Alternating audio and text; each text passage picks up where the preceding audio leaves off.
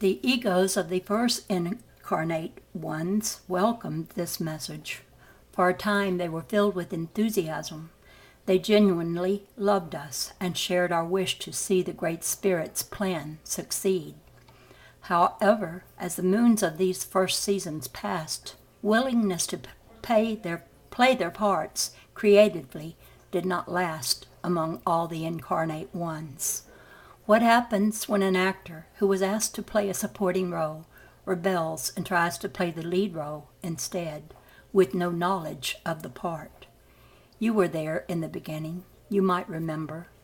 Certain tribes among the first humans found the input of their 5 physical channels of perception so sensationally rich and awesome that as their early centuries on Earth passed, they forgot that perception was also available to them on intuitive and imaginative frequencies.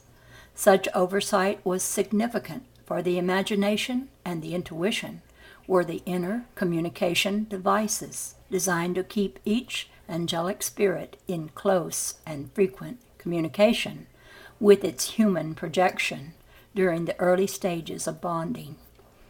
As these first human tribes placed increasing emphasis on the physical, their behavior came to orient more and more around sensual priorities.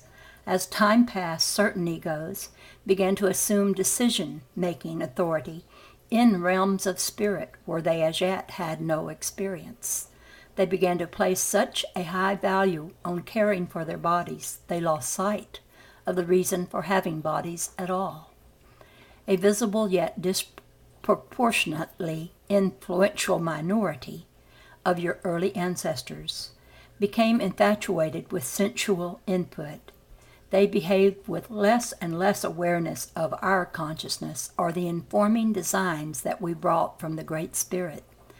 The bonding that was to occur between spirit and ego could not happen in such a state. These egos came to see our spirits as foreign elements.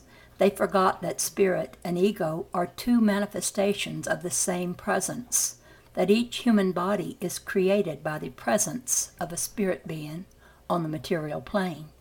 They forgot that they were reflections in matter of our spirit presence.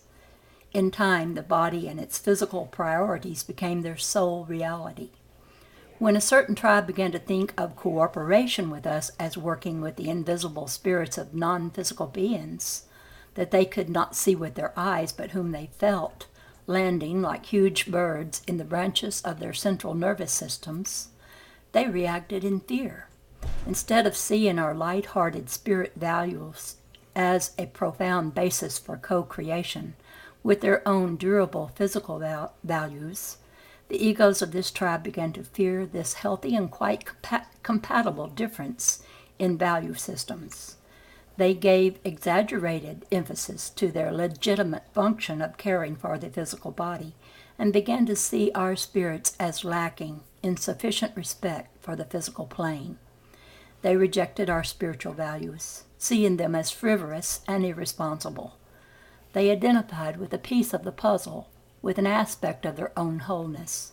They did not realize that by doing this they were in fact rejecting their true selves and choosing instead fictitious mortal identities. They were focusing on the shadows and not upon the beginnings of light who casts them. Seeing spirit as separate from themselves, the egos cut themselves off from the inner direction designed to guide the multiplication and flourishment of their species on earth. In these tribes, the incarnation of our angelic spirits were interrupted, the human creation unfinished. Without the ego's cooperation, the required spirit-ego bonding could not take place. Human creation was still in process when the ego-ruled humans ran off into the jungle. We called after them, "Whatever you do, do not cut off communication with us. Without the perceptual input of your invisible spirits, you will never survive as conscious beings in the jungle of subconscious matter. You do not have a view of the larger picture. You won't see the forest for the trees. Come back. You cannot remain conscious, motivated by fear. You will experience sorrow, suffering, and death." But the ego-humans ignored our warnings and departed into worlds of illusion. Their fear stirred up emotional turbulence, which crackled like constant static across the frequencies that were intended to connect us. Further communication with them was impossible. We had to let them go. Their free will was an essential ingredient in the larger terrestrial gestation that was taking place. As millennia passed, fear-centered egos came to dominate other tribes of early humans. Warfare was initiated. Love-centered egos declined in number. Eventually, fear motivation supplanted love motivation as the dominant human deity, and it would tolerate no other god. So it was that the egos took the center stage of human identity. The implications proved greater than anyone had dreamed. Human societies, initially woven together by the gentle currents of tribal affection, began to break up and decline. Like a beast issuing ignorance, the savagery of the caveman era was released upon the earth. The spirit world blueprints, the great spirit's operating instructions for the human body's proper use, were ignored. The earth's guidance system short-circuited. Our communication system designed to connect us with our creation were now inoperative. We were left with no choice but to guide the rebellious tribes externally and trust that eventually they would learn. We longed to see our people running lightly through the forests and meadows again, creating songs that would bring joy to the earth and her creatures, not struggling in pain, building their huts and hovels along crowded riverbanks. We longed to see the warrior societies stop hurting one another and crying out desperately to images of a god now carved in stone. We longed for them to start seeing once again with their own eyes the spirit of the living God that is both the creator Mother Earth and the eternal spirit fire of the sun. We longed to see them welcome us back to complete the design for the optimal development of our sacred world.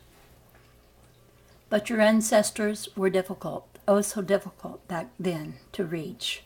For when human beings cut off their conscious connection with the Great Spirit, they enter the twilight realms of the subconscious, where evolution, education, and precise justice prevail.